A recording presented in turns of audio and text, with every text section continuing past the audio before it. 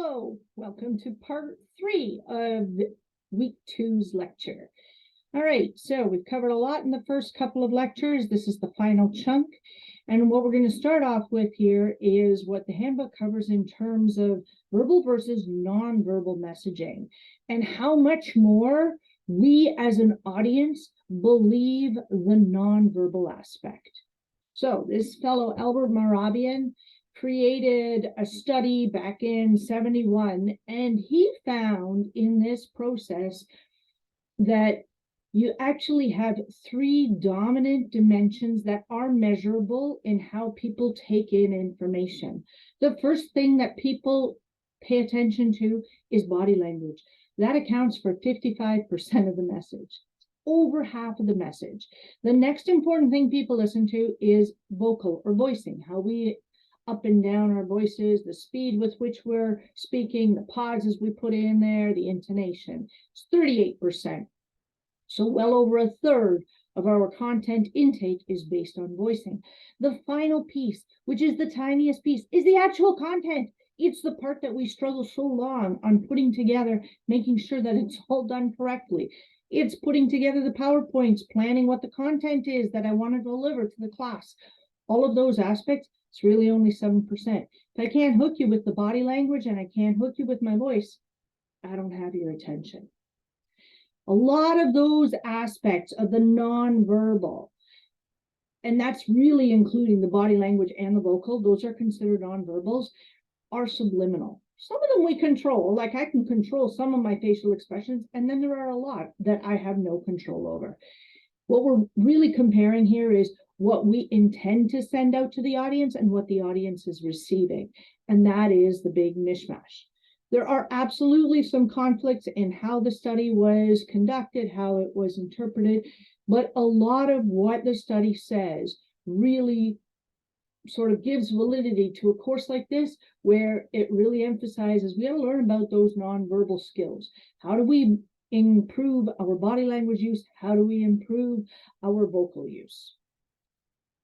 Your open education resource, the OER, the eCampus resource, has some very valuable information. I'm going to jump through it a little bit more because it's a bit more interactive.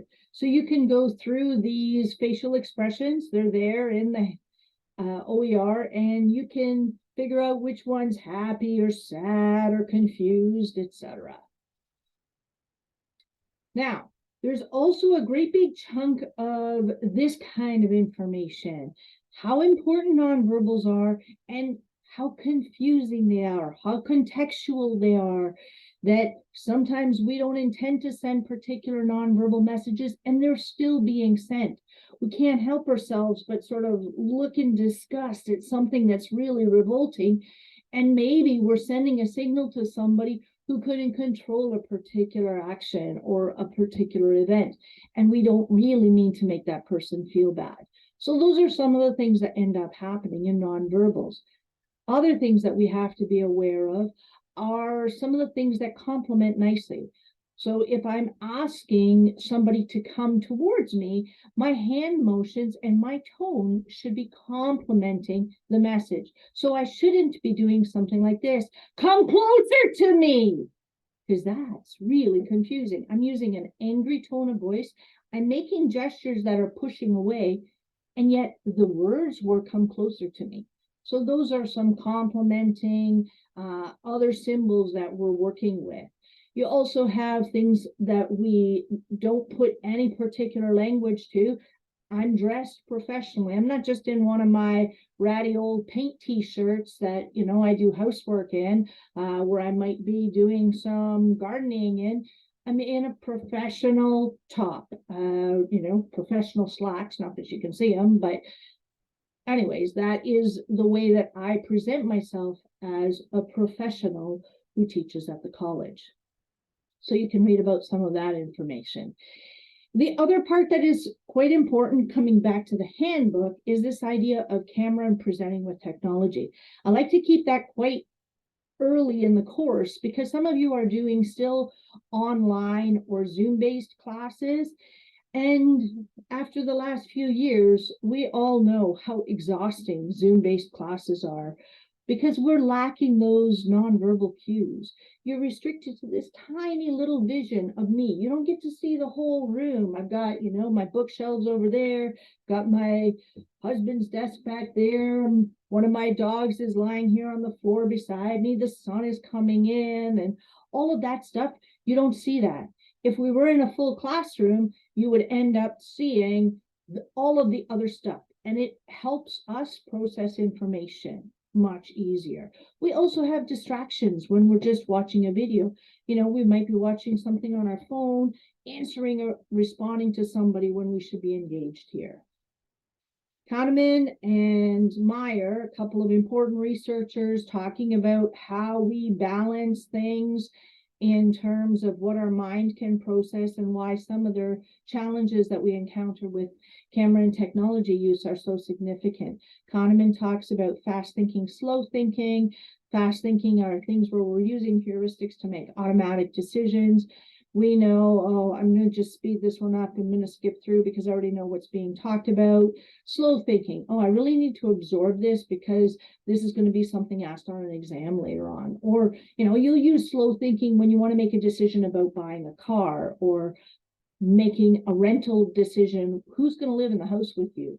Fast thinking is I get to the counter and they say, oh, we don't have any, I don't know, honey lemon tea left today, so would you like something else? And I might say, okay, I guess I'll have an English breakfast tea today. So that's what Kahneman was talking about. Meyer's talking about cognitive load. So that is how much information you're presenting here and how much you're supplementing that with other information. So you have subtext so that you can glance up and down in case you have to mute something. You've got images to keep you interested, but you've also got keywords without having it all written out. Imagine if I had the whole lecture written here and then I had to read it word for word. You would be bored silly. The final thing about camera and presenting with technology, because some of you will have to continue doing that, you might be in a workplace right now where you're doing your work via Zoom, you're working remotely. You got to work on your lighting. You got to make sure that there's no sound distractions. It's actually my second time recording the third lecture because I had a phone call that happened in the middle of it. Forgot to take the phone out of the room. How you're sharing the space with others. All right, so now I want to run through this video. I'm going to share it with you because this has a really important aspect that is critical for you to think about, and that is how we breathe. You should be breathing from your diaphragm. So you can't see my hands, but I'm sort of motioning this area here. This is belly breathing, nice, big, deep belly breathing. And this researcher, Dr. Belisa Vranic, is sharing with us how we unlearn good breathing habits as we get older. Take a deep breath. If you feel like you're going up and getting a little bit taller, you're breathing so wrong.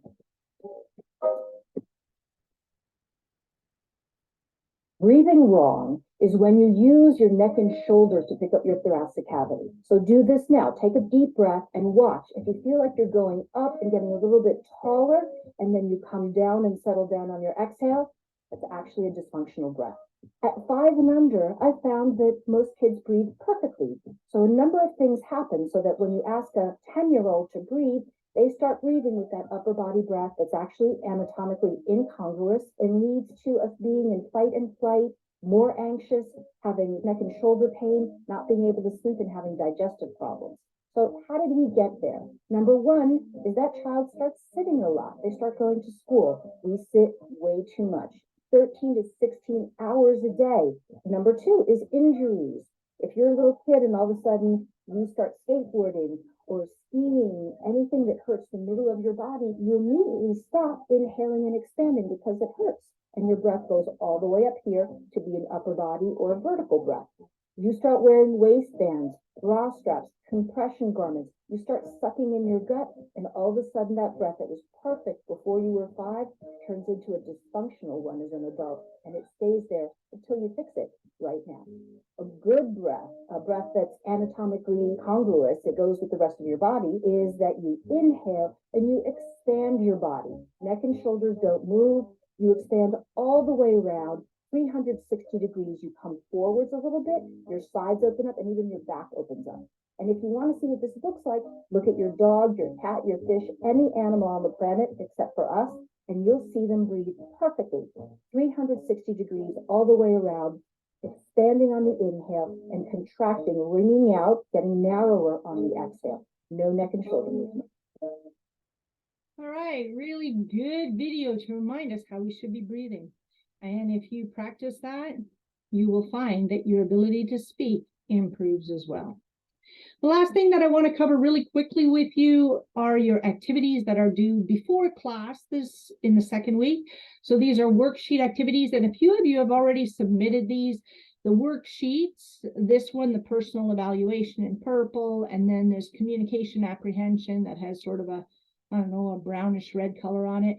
Those ones complete, do them on your computer, type it in, or do it by hand, and then take a picture, upload it to Brightspace for me. And where are you uploading it? You're uploading it into the week 1 folder under assignments. Very straightforward. This communication apprehension you will do at the end of the course as well again. And we will use some of this. I've given you feedback already. We will work on developing your confidence, your ability to prepare more effectively, deliver more effectively, vary your voice, have a stronger use of language and structure, all of those kinds of things that some of you have identified.